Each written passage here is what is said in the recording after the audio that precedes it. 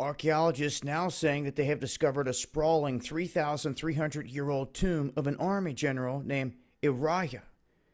Now, they're saying that this is from an ancient Egyptian site in Saqqara. They're saying that the hieroglyphic inscriptions found on the tomb walls say that this general was a high army general and a high steward of the domain of Amun. We've talked about this before. Amun, Amun-Ra, the gods and deities of ancient Egypt, the fallen ones, the bloodline. Talked about this over and over again for those that have missed it, but this leads right back to the same place. What's interesting about this is the inscriptions that they found on a slab that you can see here. They state like it was pulled off of a northern wall and then like dropped, I guess, in the sand. Almost as if someone was trying to remove it, removing history, so to speak, and may have dropped it in the sands to be discovered now. Maybe rushed out of there before they could get everything out the way they wanted.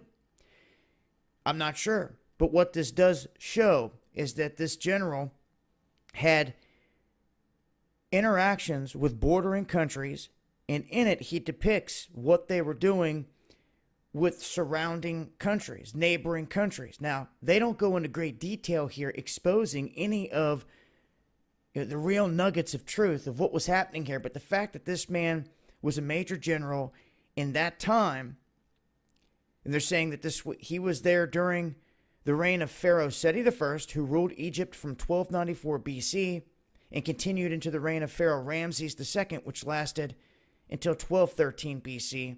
So within that window, this general was the one leading the armies. Now, there's also talk of these jars that they can be seen carrying on boats. And there's several different rooms. He said the tomb contains a number of rooms, including chapels, a forecourt, and a room that the excavators call the statue room. They don't go into any other detail about what's in that room. They don't show us any other images, nothing.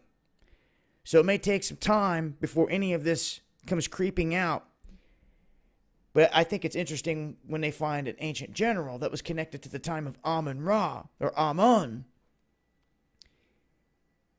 And they have details about all the wars they were waging, about the surrounding countries, their hostilities or alliances with them. I mean, they make no mention. They don't go into any other detail about that. I mean, how long have these Egyptian inscriptions been here? And you're telling me by now no one can decipher none of this to a T and tell us exactly what it's saying right here?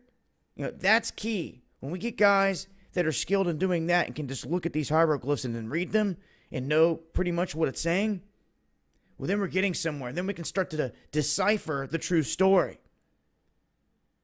The mysteries of our history. Obviously, all these world leaders are going out of their way to keep us in the dark on this.